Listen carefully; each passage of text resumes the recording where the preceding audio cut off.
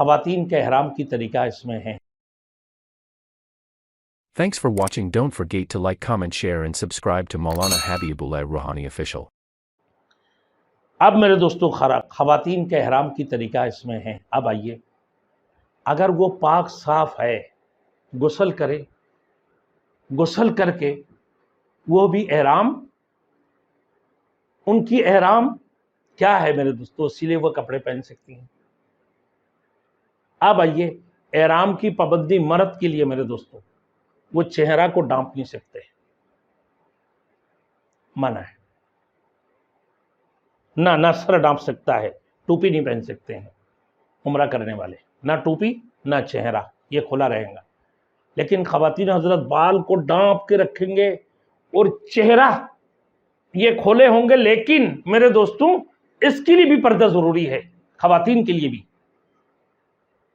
وہ موزے پہن سکتی ہے، دستانہ پہن سکتی ہے، احرام کی حالت میں دستانہ بھی پہن سکتی ہے، موزے بھی پہن سکتی ہے، ان کے لیے پردہ واجب ہے۔ ہاں، چہرہ کھلا رکھیں۔ اب چہرہ کو کیسے رکھیں میرے دوستوں؟ گتا ہے، موٹا سا گتا لے کر، تو وہ جو احرام پہنے ہوئے ہیں، اپنے برقع پہنے، کسی بھی ایک سلے ہوئے کپڑا کو وہ مخصوص احرام کا کپڑا بنا لے، یا علیحدہ کوئی اسکارف لے لے، یا اپنا برقع کی چادریں لے لے نا، اور اس کو جو ہے نا اسکارف کے اس انداز سے باندھے کہ اس کے اوپر گتا ہو، اور گتا کے اوپر سے وہ چادریں چڑھا دے، تاکہ وہ چلنے میں اس کو پریشانی کا باعث نہ بنے۔ وہ چہرہ ڈھپا ہوا ہے، لیکن کپڑے چہرہ میں نہیں لگنا چاہیے، اور چہرہ میں اگر کپڑا لگے گا تو دم دینا پڑیں گے، تو لہٰذا آگے بڑھا کر رکھے، کوئی گتا چپکا تو ان کی سر پہ۔ اور بعض آج کل تو اسے کیپ بھی ملتا ہے میرے دوستوں، آگے کیپ ملتا ہے، اس قسم کا کیپ آگے جو ہے نا بڑا ہوا ہوتا ہے، وہ آگے پلاسٹک کی ہوتی ہیں اور دیگر چیزوں کی بھی ہوتی ہیں، تو اسی کے اوپر جو ہے نا اپنا اسکارف کو اسی کے اوپر اٹھا دے، کیپ پہن کر اسی کے اوپر اسکارف کو رکھ دے، چہرہ جس سے چہرہ میں کوئی کپڑا نہیں لگے گا۔ ہاں، اگر خواتین میرے دوستوں یہ تو ہے وہ پاک ہو، تو پھر بھی پاک صاحب ہے تو غسل کرے احرام کی نیت سے، ورنہ وضو کر لے۔ اگر وہ ناپاکی کی حالت میں ہو، معذوری ہے، تو پھر بھی تو ان کو احرام تو بننا ہے نا، وہ نماز نہیں پڑھیں گے، نماز نہیں پڑھیں گے، باقی دعا تسبیح وغیرہ کرتے رہیں، احرام کی نیت کر کے اور تلبیہ پڑھ لے، تلبیہ پڑھ کے وہ احرام میں شامل ہو جائے، احرام میں داخل ہو گئی، اب احرام باندھ لیا۔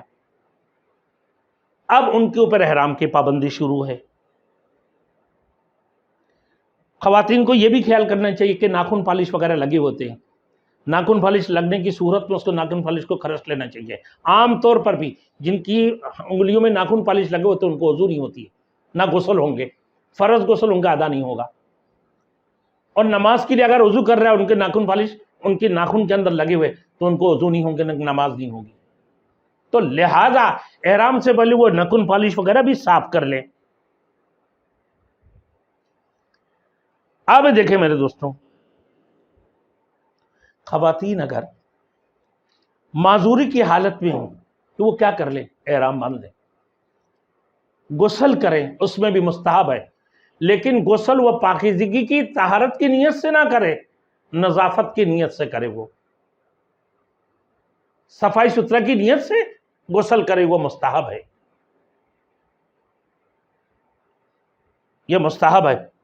احرام باندھ لیں، تلبیہ پڑھ لیں